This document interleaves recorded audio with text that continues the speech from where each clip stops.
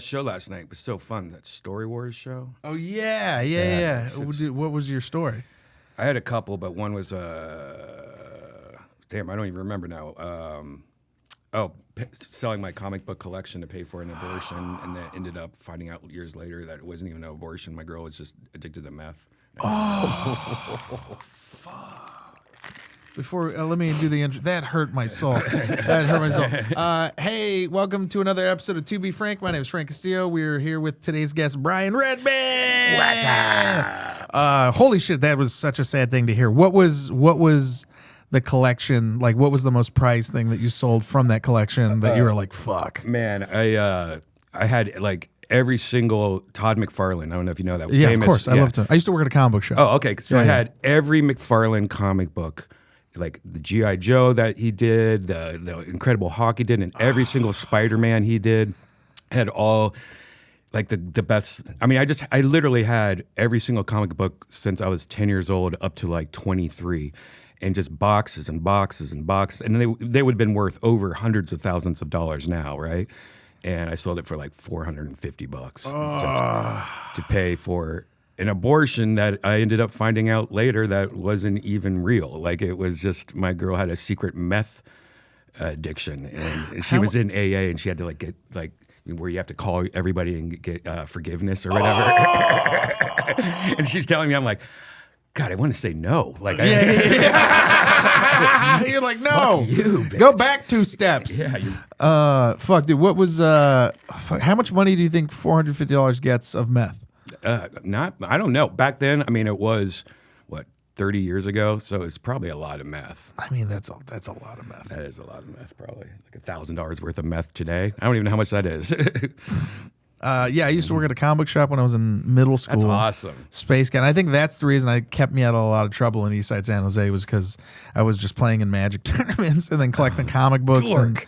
I was a huge dork. I came out around. I remember my cousin was smart. He bought a bunch of issues, and his big collection had all the original Marvel zombie covers when those were like huge high price items and before they really like flooded the market. Yeah. And then all the Civil Wars when that first came out, and then like those first prints, and I still have a few of those floating around my house. But like, yeah, what were you mostly into? Were you a Marvel or DC? I was a Marvel guy. I liked DC, but I was really hardcore into Marvel. Just the covers, and just everything just looked cooler. Yeah. I never got into DC. I think Batman was probably the only one I kind of did, and I really didn't much. Like Spider-Man was my guy. I liked Image and was it Top Cow?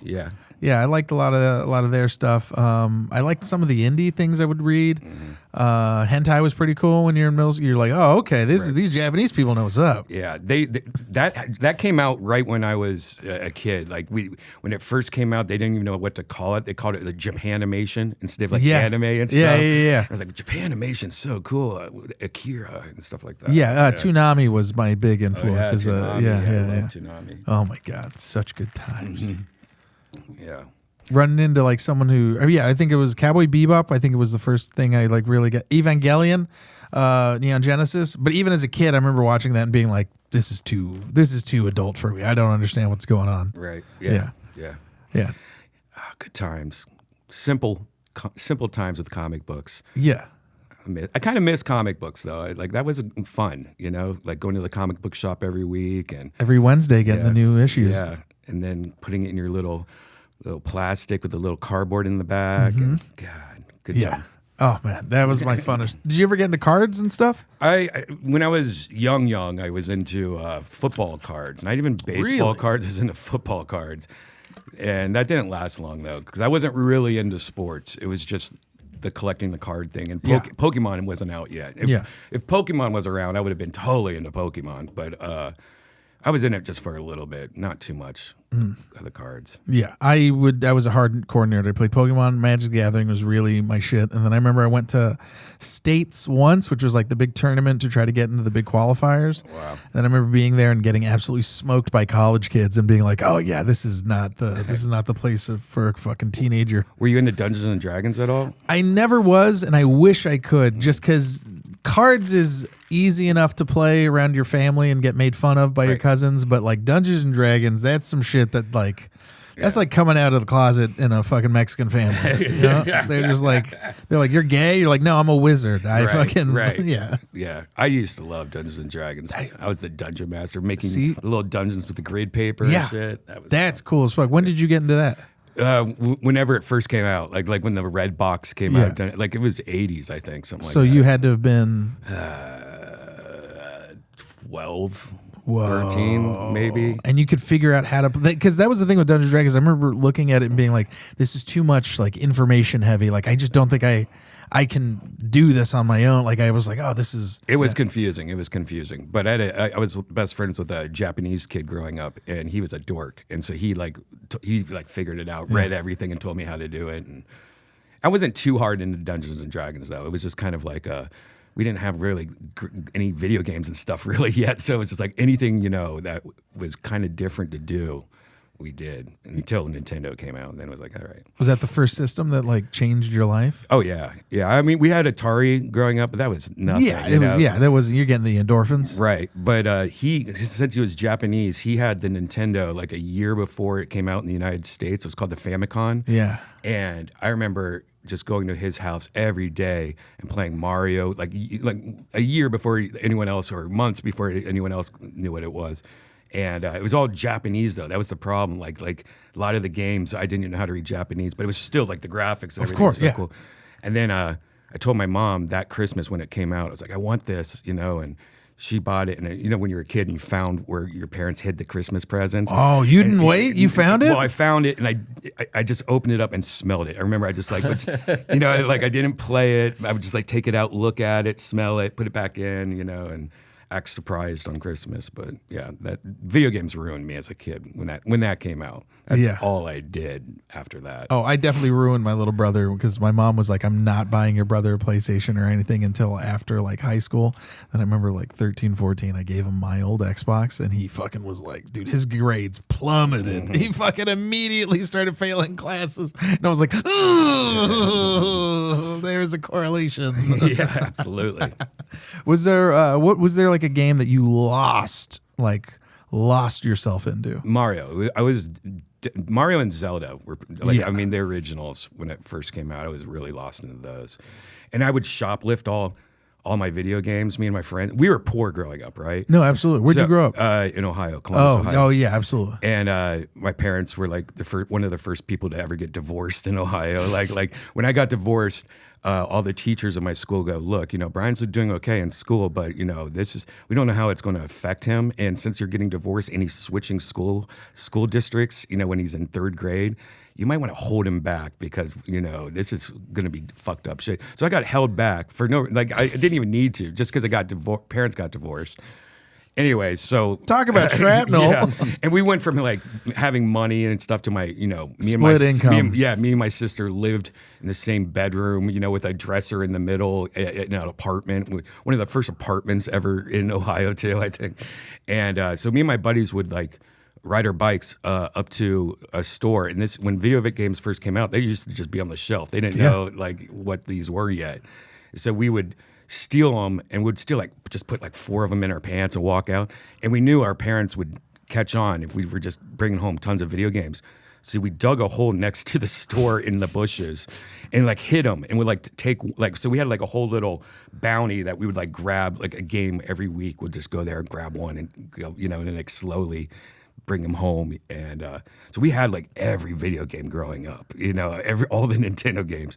But I was so addicted to the Zelda and the Mario and the Metroid would probably be the 3. Yeah. Yeah. Metroid was like Metroid, I think, was the first game that I played where I was like, oh, I feel and believe I'm in space. Mm-hmm. Even as like a kid, and there's, you go back, you play certain games and you're like, I don't feel like I'm lost in it. Right. But that was the first one where I'm like, oh, I feel like I'm a fucking space traveler. Right. It was creepy too. Yeah. It was ominous. Was awesome. Yeah. Didn't feel like a kid's game. No, it didn't. And to find out later that the Metroid was a bitch the whole time. Yeah. Like I didn't even know. Yeah. A hot blonde. I know. The dude just had a nice ass the whole time. Yeah.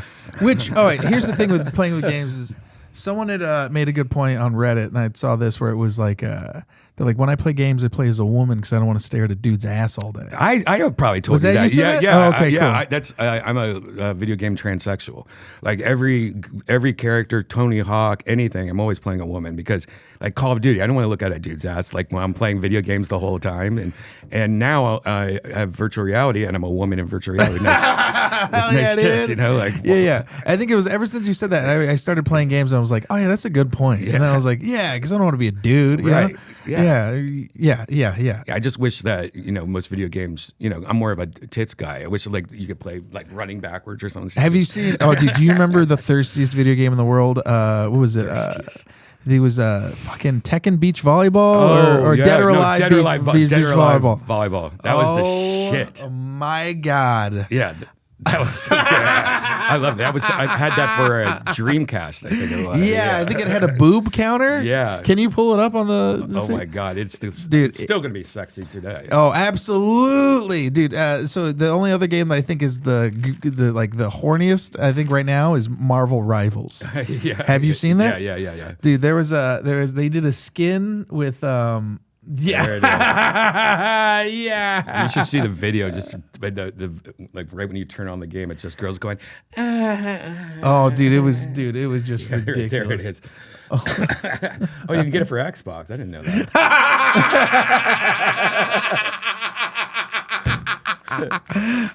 $6.99. Wow, that game, I forgot about that game. I'm surprised they haven't brought that back out. Look at that. Looks like a nice little island volleyball game. Yeah, there's something innocent. Imagine being a mom. You're like, all right, this isn't that bad. And there's jiggle physics. Yeah. And what's funny is I remember this look being a lot more sexier, but now looking back at it, it's like a hilarious graphic. I guess the graphics are okay still. But. Yeah, as a teenager, this is fucking 4K HD fucking tits. Yeah. This was probably what really got me into Asian women too. These kind of games, It's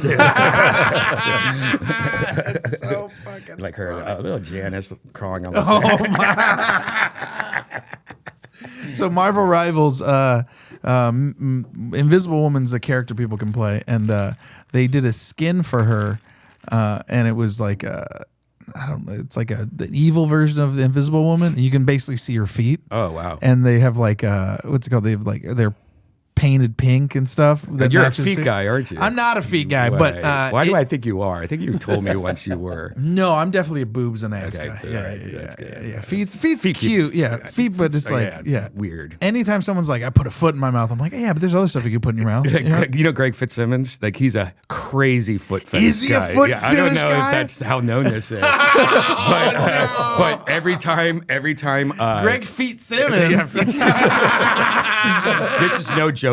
We've been doing this for like 10 years. Anytime like we see him, like and I'm with Janice, I always be like, Janice, take your shoes off, and then she would just take her shoes off, and there you go, Greg, look at those, you know. And I'll just randomly send pictures of Janice's feet to him randomly, and he'll just be like, thanks man. Yeah, next time you see him, you should just pull up like a random photo on YouTube and go, hey, took a photo of Janice's feet for you.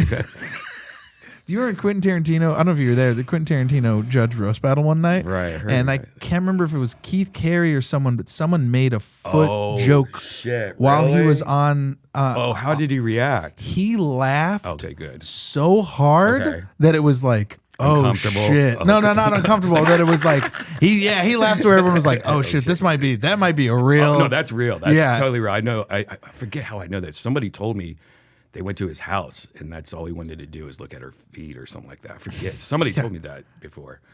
Shit, I forgot about that. That's so funny. Yeah, what a weird thing. I heard that people that have foot fetishes, is because when they're young, crawling around their mom's feet and it makes them feel like, oh, I miss my mommy and stuff like that. That is interesting. Yeah, like or the old Tom and Jerry cartoons where you just had the woman character with just the legs. Whoa, yeah, fucking weird. Whoa, that's interesting. Yeah, that just kind of blew my mind. That's wild. All right, let's get some questions. Get into some questions. Oh, sick. Hannah wrote. All right. What was the most important lesson you've learned from your past relationships, platonic or romantic? The most important lesson? I've been in a lot of bad relationships. Whoa. You know, most of my relationships have been them cheating on me, finding out they're cheating on me, or just very, where you're constantly always fighting and stuff like that, and breaking up and getting back together. Those kind of relationships. Like I remember it was one relationship we would break up every month, and then we dated for like 3 years, and like it was just on 1 month, off 1 month.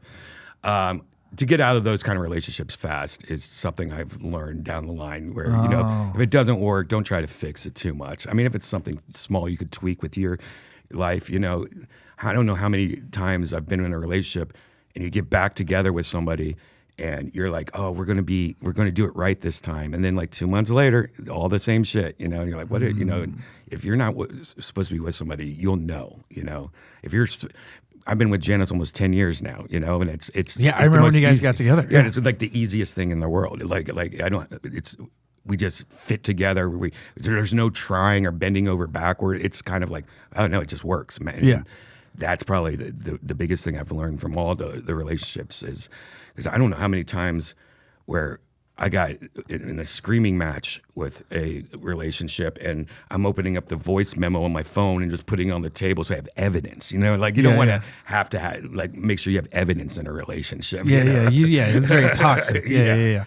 Yeah. I would see my dad get into certain relationships like that, and I've had to like pull him aside and be like, "Hey, man, you gotta this isn't healthy." Yeah. Probably Mexican women, because a lot of Mexican women. That one Mexican I dated, you remember her? That was the last toxic relationship I've ever been in. And yeah, I remember that. Yeah. Never date another Mexican woman again. Yeah, he did. Yeah. Hilarious. Yeah. They didn't like me when I was growing up. I tried. Oh yeah, the Latinas. Yeah, because a lot of them was just like I would say I just acted goofy. I also just didn't sound like all the other ones. Right. Which is fine. I get it. You were more zesty. Yeah, they're like, are you playing Magic the Gathering? Yeah, I'm not going to fuck this guy. You know what I mean? It has nothing to do with you being Mexican. It has everything to do with you playing fucking Magic the Gathering. That's hilarious. They're like, you sound fine. What are you reading, Marvel? That's so funny. It's a great answer, by the way. Yeah. Okay. All right. Is there a habit you have or behavior you do that you wish you didn't? And why haven't you been able to stop? Well, definitely smoking. I mean, that's something that really bothers the fuck out of me that I still do. You know what I mean? Because I've been smoking, 30 years, 40 years, something like that, something crazy. And it used to be a thing where I would try to quit all the time, and now I don't even try anymore. And moving to Texas is like the worst place ever to try to quit smoking after so long. Because everyone smokes. Everyone smokes, and I think the only way I could ever do it is like if Tony Hinchcliffe stopped smoking at the same time, I could probably try to. But, you go to the comedy clubs, everyone's in the green room puffing up, kill Tony. I mean, if you're around Tony at all, it's just chain smoking cigarettes, and that's so hard. I would have to like literally quit and then quit comedy and everything for 6 months, Do you feel like it's still a peaceful act when you do it? Absolutely. Or do you think it's still like a... Yeah, absolutely. That's the only reason I do it. It's a great stress reliever, just sitting there. It's almost, like hypnotic, where you're just sitting there and it's kind of relaxing. It's like Buddha shit. Yeah, I used to smoke cigarettes very rarely. Usually you can tell when I'm shit-faced because I'm just like, I'll have a cigarette, and then I'll smoke half of it and be like, I don't know why the fuck I did this. Right, yeah. Like, this is terrible. Yeah, I mean, that's probably the biggest thing. That and I would say not being lazy, but like I'm very slow to get things done, like because I like to overthink stuff, and so many people are like, I did this, this, and this, and I'm like, well, I'm still working on this, but I want to make sure I do it right, Yeah. Do you think it's just the juggle of like being able to like making sure you're doing it right, and then also, or do you think it's like pushing it off? Because I think if it's like making sure you do it right, then that's just being a perfectionist. Yeah, I mean, but it's like I overthink. I think I overthink everything. So say like if I'm trying to release, like I'm trying to create a product or something, like I'll sit there and just think about it in 5 different ways, and then it would feel like I'm pushing it off, but I'm really like like I'm overthinking stuff too much, I guess. You know, I've always been like that. My dad's an engineer, so like that's all he does is overthink and like, you know, engineer brain. And I have that kind of thing in my brain too. But, what kind of engineer was your dad? he is, he still is. I mean, he tried to retire 20 years ago, but he's one of those super smart, you know, crazy Doc from Back to the Future kind of guys. And he builds like giant, he designs giant, he used to do giant battery facilities for businesses. So like, and this is before Tesla and all the batteries nowadays. This is like in the 80s and shit. But like the size of a building would just be all batteries and backup, like UPS. Like he designed that kind of shit, like battery backup solutions, I guess is what it used to be called. But yeah, just like crazy engineer. Like I grew up just watching him solder boards and stuff, and you know, and playing with soldering guns and melting the solder was like cool because it was like Terminator, you know. Yeah. Dun, dun, dun, dun, you know. But yeah, I mean.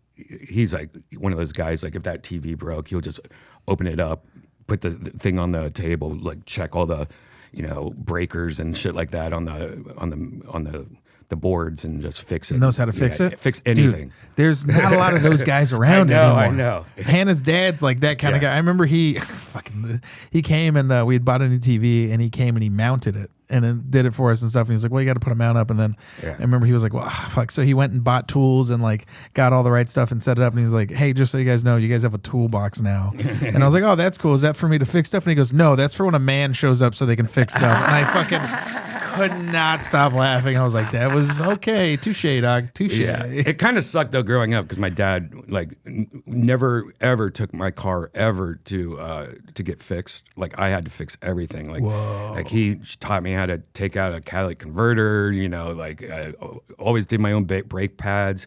And when I got my first car, it was damaged, and he taught me how to, you know, body putty it and sand it and repaint it. Like that guy. So I knew everything, spark plugs, everything. And of course, when I moved out of Ohio to California, haven't never done my oil or anything. I was like, fuck that. I'll pay $20. Let them do it. All that shit that he taught me, like nowadays, who gives a fuck? You know, like I'm not doing that. That's so funny. Yeah.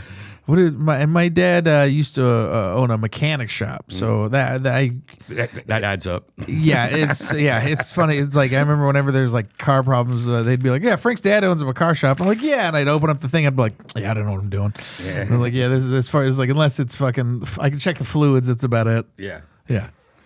I mean, He's a whiz at the car stuff. I wish I could get into mechanic stuff like that. I wish I could be that brain though, like.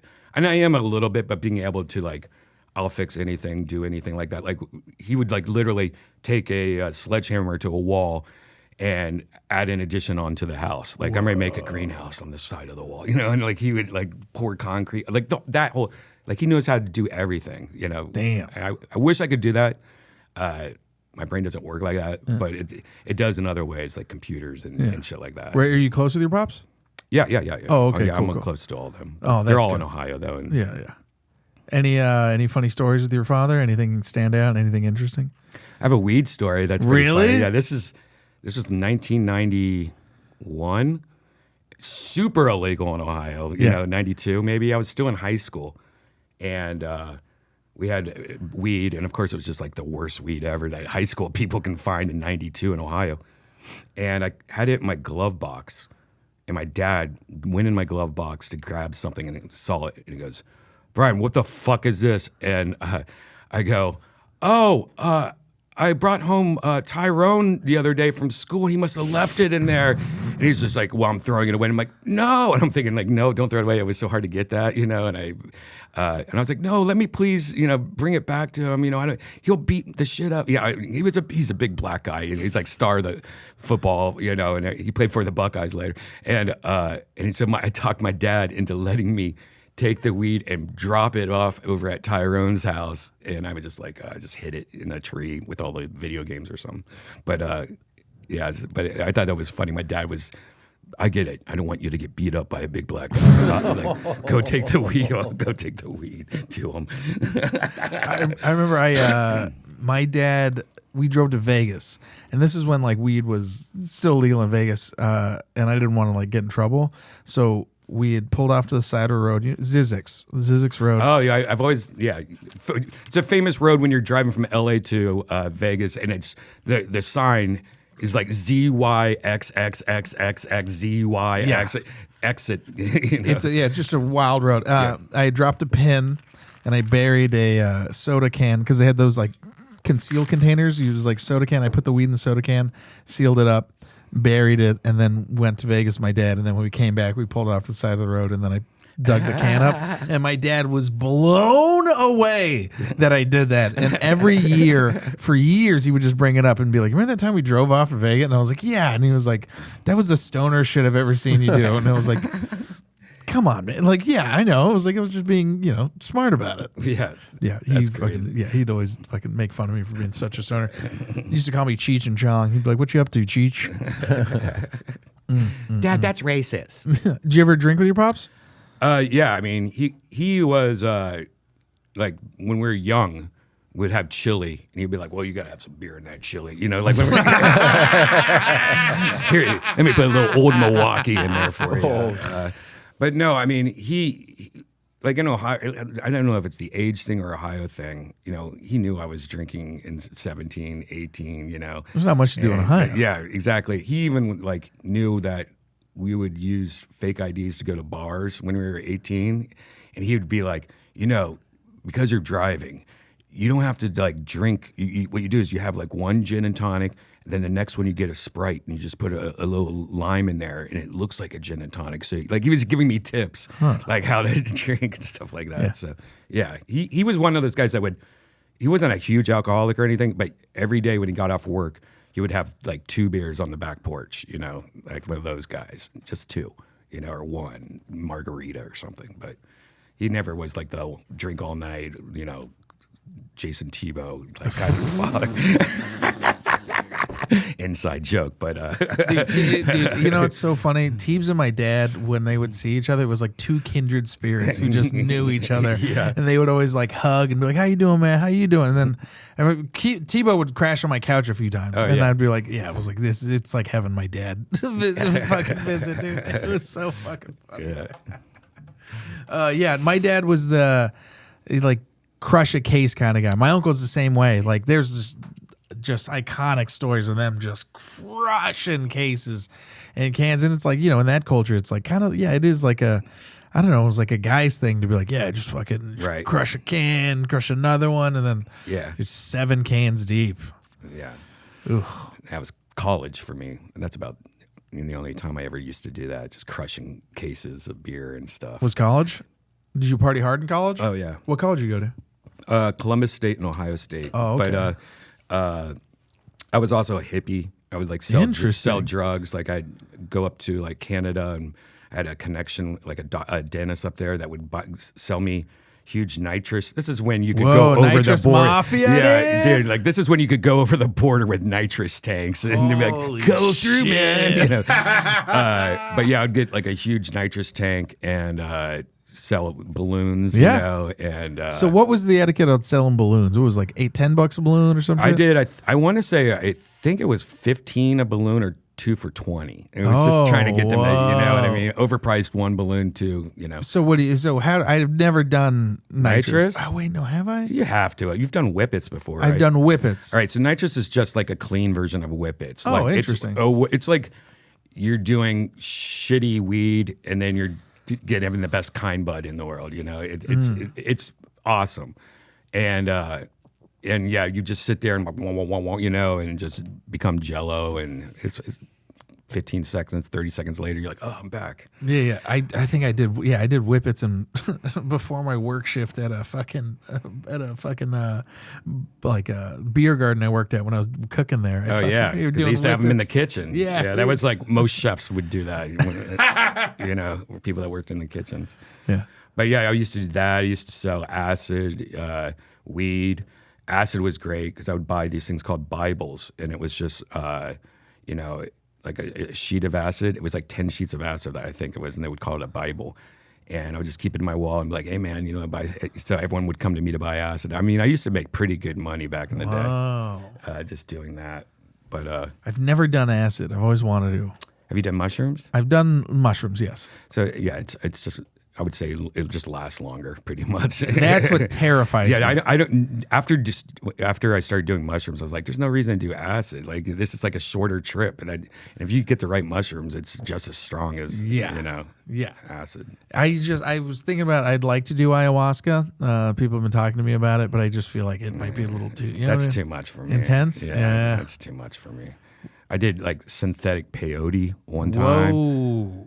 And it just made me sick and puke, and like I hated everything, and it lasted forever. Like, that was shit. Yeah. No, I'm kind of over that too. The older I get, I'm like, you know, weed's fine. I just need some weed and a drink. I'm good. Oh, you started smoking a little bit of hash too. That was fun. Oh yeah, you've changed my life because that's all I smoke now. Really? Or dabs. You know? Hilarious. I don't even do regular weed anymore. Oh man, I'm just all Puffco now. Hell yeah! All right. Is there moments from your past that you still think about frequently? What is it? What is it? What are they? And why do you still think about them? Moments from my past. Yeah, I guess just living in Ohio and all the jobs I've had. I mean, working at what jobs do you have in Ohio? I would always have multiple jobs, by the way. Like I would have like 2 jobs at the same time ever since I was 15. Hard worker. I was always, and I worked at movie theaters for like 10 years. Started off, working at one movie theater, and then went to another movie theater, then became a projectionist most of my life. Okay. And I loved being a projectionist. That was so fun. And then I became a general manager of movie theaters and had like a whole staff, and I used to have bleached white hair. Whoa! I would work at this alternative blonde movie theater. band? Yeah, blonde band. And I used to work at an independent movie theater, like when Boogie Nights came out and stuff like that. And it's so hip, like independent movies at that time were not really a thing yet. And it was cool. Like I really miss those, and waiting tables. I would work at one restaurant for lunch, one different one at night, and that was such a horrible time, though. If you're a waiter, you know that it's just stress, work, and then at night in the weeds, you get wasted with all the other employees and spend all your tips. It's just a constant cycle. Of, trying not to fuck the hostess. No, you would fuck. You would fuck everybody you worked with, pretty much. Dude, there was a guy. I'll tell the story. There was a guy at one of the places I worked at. It came out later that he was like the hot guy that was working the bartender. And I remember when I was working there, I'd joke with him. I'm like, "You're probably fucking everyone here," and he'd be like, "Ha, shut up." And then it came out he was fucking 3 of the women that were at the place, and they were all friends with each other. It was like one of them was a manager, one of them was a hostess, the other one was like a server, and he was like fucking all of them. And like, I think one of them was like in a relationship, and the other 2 weren't, and it was like a whole thing, and it kind of like it all came out, but all 3 of those chicks just didn't know that he was fucking all the other one. I'm like, dude, you're fucking insane. Yeah. And he was just like, every day's a living hell. Yeah, I mean, my first threesome was my old boss at a movie theater, and a girl I was dating, another host or usher at the movie theater. We had a threesome. We were like 17, and the manager was like 22 or something like that. Oh my God. Yeah, and we just got wasted at her house, and then had a threesome, and it's fucking so awesome. Now that woman's a cop.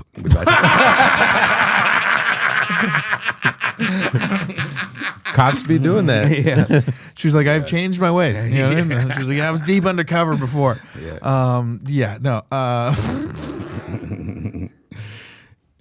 Yeah, it's so weird. Before I was with Hannah, my friends used to call me the 400-pound club because I was in a threesome with 2 chicks that combined weighed more than 400 my God, pounds. that's hilarious. God, you must have came in like 2 seconds, all that flesh around you, like that. I've always liked big girls. It's like a million boobs. Yeah, that's like a million. You ever swim through a bitch? Yeah, all right, I was with one really big girl once, and I met her on, remember AOL Instant Message, where you could message people on AOL? And she catfished me. Like, she had a fake profile of like this hot blonde girl, or maybe it was her, but then she gained a bunch of weight kind of thing. And like I would just try to get laid on because there was that was like the first time you could chat with strangers and stuff. I'm like, wait, pussy. Where you live in Columbus? What and I finally talked her into picking her up. She was in a sorority, and I remember I pull up and it was so never met her before. Just talked to her over only have one photo of her and it was like her profile photo, and I see all these like girls on the front porch of the sorority house, and I see what I think is her. I'm like, oh, there she is. My God, she's fucking hot. And then like this big eclipse just started like overtaking my vision. I'm like, wait a second, oh no. And this person's walking towards me. I'm like, it was a way bigger girl. I'm talking like pretty big. Like she was like a Kirby or whatever, like a ball. But she was like, you could tell she was hot. Like she had like a hot face and everything. But I wasn't gonna be like, ew, no, and like drive away. So she got in my car, went back to my place, had a drink, started fucking, and the whole time I fucked her, I thought I was in her, but I was just literally fucking like a fold, yeah. And then she told me afterwards, like, why didn't you tell me? It's a little embarrassing, but I get it, dude. I remember I tried to fuck a chick on a beanbag chair when I had just moved out. I like moved out of my first apartment. I was fucking this so embarrassed. I was living in a corner, and I remember I tried to bring a chick back, and she was like, "You sleep in a beanbag chair?" And I'm like, "Yeah." And she was like, "We're not fucking in a beanbag chair." And I was like, "You know what?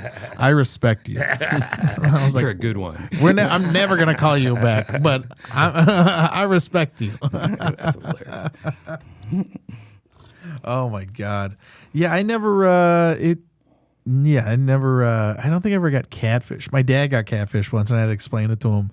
He was like, "No, I met this bitch online. She's been texting me." And, I'm like, "Have you sent her money?" He was like, "No." And I was like, "Has she asked about you sending her money?" He was like, "She brought it up a few times." I'm like, "Yeah, you fucking idiot." And he was like, "Oh shit, you might be right." I'm like, "Yeah, dude, Jesus." Like OnlyFans, I don't know how known this is, but like OnlyFans, like when you talk to them, like you send them a message, it's all bots and like they have a service where it's people writing. It's not even them. 90% of the time, it's not even them. There was so you remember Ari Manis? Mm-hmm. So there was so they did this thing called I think it was a Culture Wars episode with them. Anyway, so it was like OnlyFans girls versus the guys that pay them, and then it was like, is it true? And most of the OnlyFans girls were like, yeah. Anyway, so Ari Manis was dating this chick. I don't know if he still is, but I think she was an OnlyFans girl. Oh, I remember. Yeah, and they were fucking, and then she lives here. Oh, she? Oh my God, yeah. And then it was also a chick that Bobby Lee had subscribed to, and he found out that he had been jerking off to Ari Manis fucking a chick. Oh, that's so hilarious. He was like, "Your dick's the one I've been jerking off to," and it was like, "Yeah, that's hilarious." That is so funny. Fuck that. My God. Oh, can you imagine watching Ari's dick fuck some? I don't want to watch that. I mean, that's like it's. Well, I mean, there are friends of mine that do porn, and I'm like, I'm not. I can't. This is. I'm gonna support, but I can't watch. Right. No, I'm good. Fuck that. Yeah, and then you're like, that's the face you make? That's rough. That's rough. You've never, I've walked in on my parents having sex. I never did that. You never? No, lucky. Never did that. Didn't scar you for life. Right. No. Yeah, that would have been brutal. I don't know. Yeah. I'm trying to think if I don't think I have, but they walked in on me having sex. Oh my God. Or my stepmom, which is not as bad as your That's mom, actually pretty funny. Yeah. And Stepmom's she joined funny. us. No. No, that was crazy because it was just like, "Brian, can I talk to you in the hallway?" And then she shuts up. Come on. You're not gonna let me finish? Right. That's so funny. This is one thing that happened when my pops was passing away. His girlfriend was staying. Like, she would give me breaks, right? She'd stay with him and like talk to him and stuff and like lay next to him and stuff. And I remember I was sitting in the living room and one of my family members was like, "She's gonna let him rest, right?" And I was like, "What do you mean?" She's like, "She's not gonna do anything back there." And I'm like, "What are you talking about?" I was like, "He's dying." And I was like, "And also, if she did, let him." You know what I mean? Yeah. You're about to go get jerked off one more time. And I was like, you should be, as a family, we should all take turns, like. Yeah, that's great. But yeah, no, if I'm going out, I want to get one good one before I go. Oh, absolutely. Yeah. Yeah. I mean, that should be like necessary. There should be a company that they make it legal that, where they just fuck old people right before they're about to die. Or just jerk them off. Yeah. Yeah. Kind of like, bring the priest in, say You a few probably words. can't get hard most of the time when you're that. You can medically get them hard. If you can Tape some popsicle sticks to their dick. Not even. If you got to give them that should be part of the hospice medication. Because I don't know if you know this. When someone's on hospice, that you go up and they give you like a bag and like these are all the pills you gotta, and you have to do all these things. And then I was like, yeah, just put Viagra in one of those, Right. and just have a nurse come over and just fucking. And then you're like, all right, I can go. Yeah, that would be great. That'd be weird. Somebody come and just fingering your grandma. Just all, Grandma's squirting. You're like, all right, say your last words to Grandma. She's like, oh. You're like, bye, Grandma. You get it in the face. Yeah, she squirts and it's just yogurt coming out. She's like, I haven't done that in ages. It's not even, it's black and white. It's not even. I want to live. The squirt's segregated. It's got its own little drinking fountains. Oh my God, it's so fucking fun. Oh man. So you've been loving the move. You've been enjoying everything. Obviously, Kill Tony's been blowing up real hard, which is great to see. Because especially just seeing. I mean, I've known you for so long at the store. I mean, you've watched me growing up from a 20-year-old child to being a 35-year-old married man now. I still remember when you had orange hair like that. You had a little orphan Annie head. Yeah. Yeah, man, Austin's great. And what's crazy is that there's parts of me that, every time I'm thinking like, man, I miss LA a little. And I'm like, oh, I'm glad to see LA's doing better. And then this shit happens, now it's like, well, it's back to rioting and looting and all this shit that I moved out of there for. But this is only on one city block. Right. Where I'm staying is pretty nice. Right. But no, it is still pretty shitty. Like when I drive by my old neighborhood, I'm like, fuck, dude. That's what we had to get out. It was like the homeless people were pretty wild, but where we're at now, it's nice now. It's not. Right. Yeah, it's at least policed heavy. Yeah. But even then, it's like, it still gets rough. Right. And I don't miss the traffic at all, That is the tough part. I was just in London and I thought that nothing would ever beat LA traffic, but London has that. London's traffic is probably worse than LA's traffic. New York's pretty wild. Yeah, I guess. But I mean, London was so bad. We were just going I remember I was looking at my GPS and it's like, all right, it's 10 miles away. It's going to take us 40 minutes to get there. And then there was that parts where I'm like, we're 3 miles away and it's still saying 30 minutes. Where you're like, walking might be faster. Yeah, no, it definitely would have been faster. So what is it about London and the traffic? Is it just one ways, two ways? It was just the streets are very small and weird and just too many cars. I don't even know what it was. Just dumb design too, old shit. They designed all the buildings are so old and the streets there's not much they can do. I guess kind of shit. I had heard. I've always heard that London's everyone wants to go and it's a beautiful night, but then you go during the day and you're like, London kind of sucks. I hate it. It's one of the. It's always gray, right? It's gray. It's also always feels like it's like a school field trip, like you're going to a historical society or something like that. In every hotel, it's this is a nice old hotel. It's not high tech, fast. Okay. It's the old country. Yeah, the old country. And I'm more of I like going places that are this is cool and new and tacky, and that's why I love Japan and Korea and China. Japan's fucking sick. Yeah, right. That's cool shit. That's going to the future. I'd rather go there. So, and I don't know, I've just always had bad experiences in London. And literally, all the shit they say about it, it's true. Really, the worst food in the world. Unseasoned, they're mixing gross flavor. I had a breakfast sandwich. It was supposed to be just eggs, bacon, like an Egg McMuffin thing. Yeah. They added some kind of weird jelly or something into it, and it literally tastes like I was eating a fish sandwich. It was disgusting.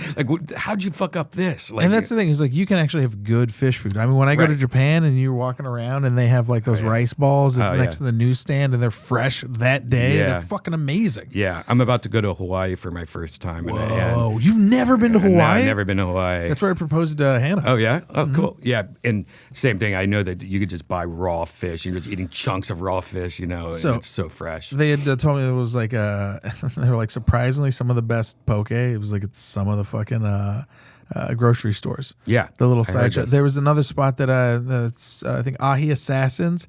It's like a family of guys that just go fish, get fresh ahi in the morning. Mm-hmm. They bring it back to their little fucking shop that they own Mm-hmm. or they rent out. And it's literally just like a silver fucking table that like you do meat prep on, Right. and they literally just cut up the ahi there and they put like some packaged and then they just cut it fresh if you show up. That and sounds amazing. they literally just sell until they sell out. Yeah. And so they go catch a couple fish and then once they sell out they leave. Yeah. And it's some of the best fucking food I've ever had. Hawaii's amazing. Right. I'm so excited about that. You know, that sounds great. Great food, great weather, you know, great people. Another thing, this like all the people in England, like I think it's their accent. Like it just sounds like everyone's cunty, like all the way. I'm like, hey, okay, and he's like, shit, was she yelling at me? Like it's just like gross accent, Like an angry accent? Yeah, it's just it sounds angry. Like Interesting. yeah, they're snooty. Where you have you been ever anywhere else like Spain or? I mean, I've been to Ireland. I've been to. Always want to go to Ireland. Ireland was cool. Like, but again, old shit. Like the roads are made out of brick, you know, and stuff like that. But I've been to Manchester. What's the most high tech spot you've been to? Japan? Japan, Yeah, I love Japan. Dude. I want to go back so bad. We're going in September. Are you for Yeah. roast? They're doing the roast festival thing. Yeah, that's cool. Yeah, I'm really excited. That's very cool. Yeah, and I get to bring Hannah this time. So she's very Nice. excited.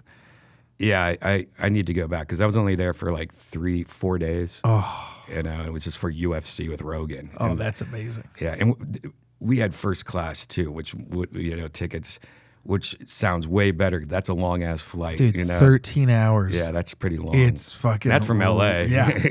Dude, the first time I went, I was able to go because they found a ticket very cheap, but it was like a crazy flight. I flew from LA to Shanghai back to Tokyo. Oh, okay, yeah. Yeah. And it was like, I think I had traveled back and then forward so much that I still caught up with the day. So it was like daytime by the time I like landed, and I was like, ugh! I was fucked for like a day and a half. Yeah, yeah. It took me a while to just get used. Coming back from London, like my sleep schedule's still kind of jacked right now. Yeah. Yeah. So did you enjoy London overall, or did you kind of not? Nah, in and out. I was there, landed, next day did show, next day didn't even sleep, right on plane back. Guy next to me died on an airplane. Oh yeah.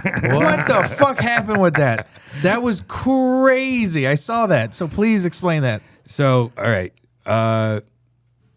Like I said, drank all, after we had Kill Tony in London, we went to the after bars and got wasted all night. Didn't sleep at all. Pretty much went to the hotel room and then went right to the airport.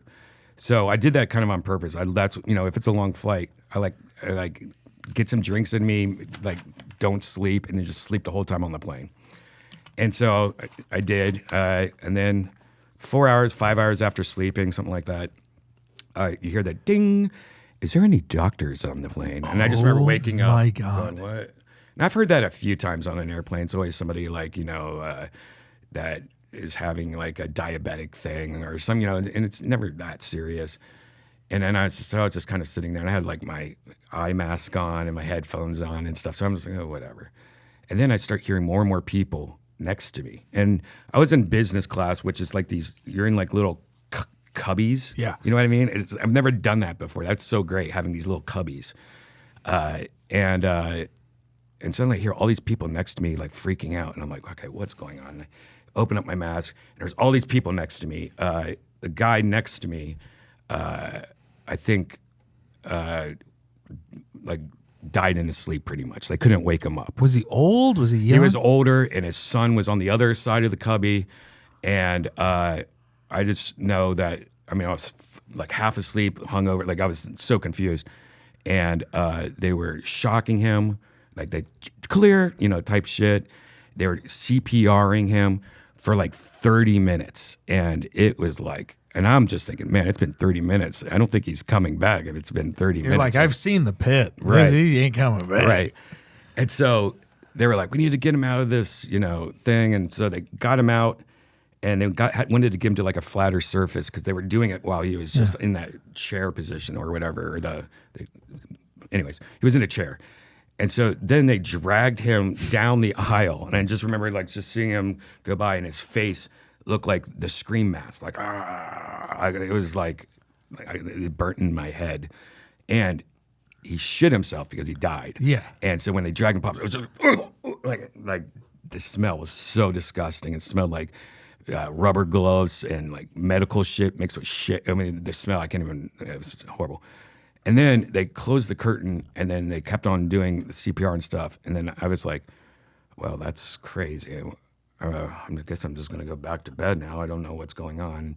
So then I fell back to sleep. And then like 2 hours later, I just woke up, and it was like everything was back to normal. Like everyone's like, sir, would you like anything to drink?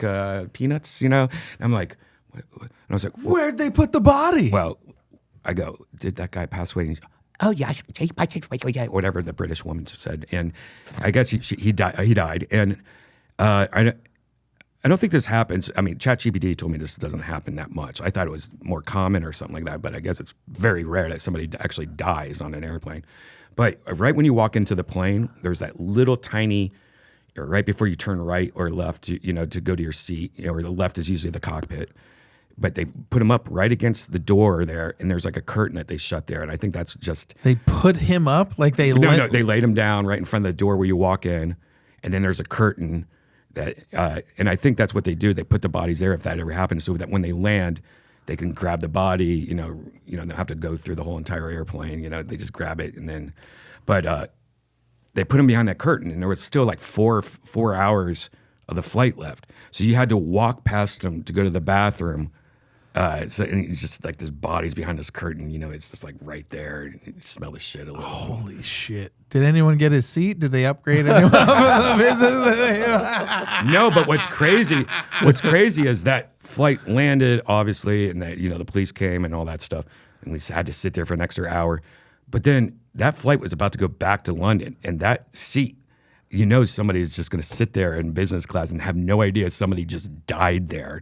Like, when you rent a house or apartment, or you buy a house, they have to tell you legally, like, oh, somebody died here.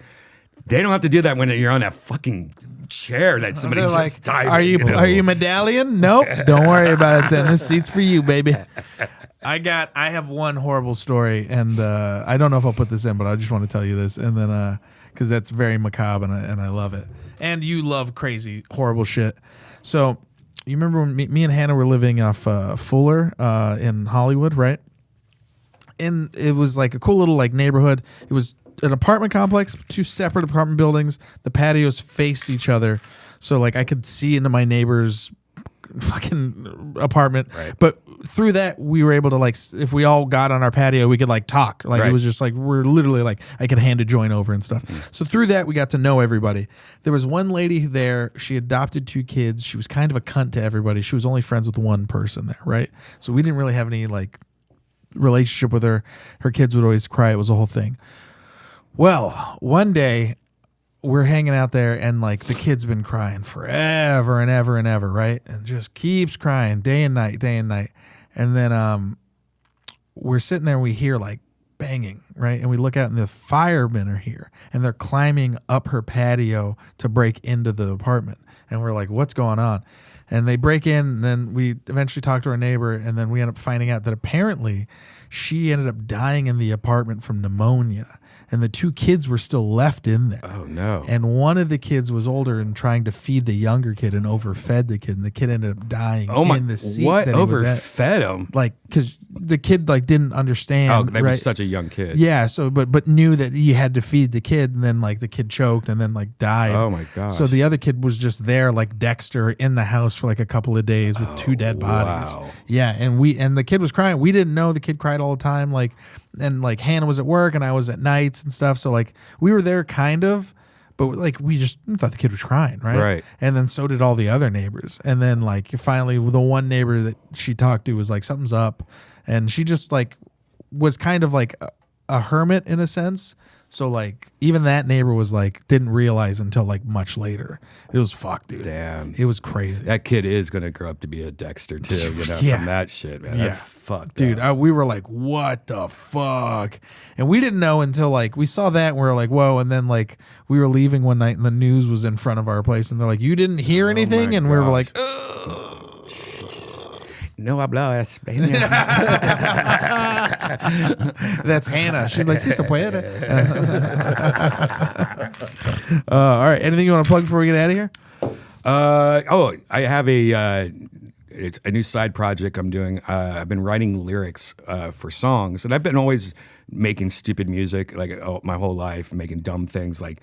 But I've been writing lyrics and making new AI songs. Oh my God. And the idea is I'm taking these lyrics, you know, having AI sing it and then like trying to make the music, like uploading like beats and trying to make AI help me with the beats and do all this stuff. But eventually what I want to do is save up enough money where I take my songs and like hire a real band, you know, maybe the Kill Tony band or something, and a real singer, and redo the whole album as a real band. But I have a new YouTube page where I'm just throwing up my demos right now, and it's called Cat Bread, like cat and then bread music on YouTube. So check it out. That's real exciting and really interesting. And they're all pervy songs too. Like all the videos are girls' asses. One song's called Goonie. It's just about goons. You Dude, know? gooning has been, it's funny how that word has It's switched changed so many times. so many times. Now I feel like I wrote that song about gooning, thinking that I thought it was just about being a pervert, pretty much. You know, just staying up all night and like obsessing on porn. But then people are like, no, it means you're like going after this kind of girl or something. Like it's changed so many. Oh wow! Yeah, you know what I mean? I thought it was like at first it was henchmen, then it yeah. was like hardcore addiction to porn Right. or like being super horny, and then Right. now it's like specifically Right. about a thing. Yeah. I'm like, oh okay. But I've heard so many different things. I actually know if anyone knows. Yeah. What it is. Dude, we just know how it feels. Yeah. Dude, I love you so much. Thank Thank you, you for buddy. coming, dude. It was an absolute blast. Thank you, Kali Extracts. Thank you, Puffco. Have a good day, guys.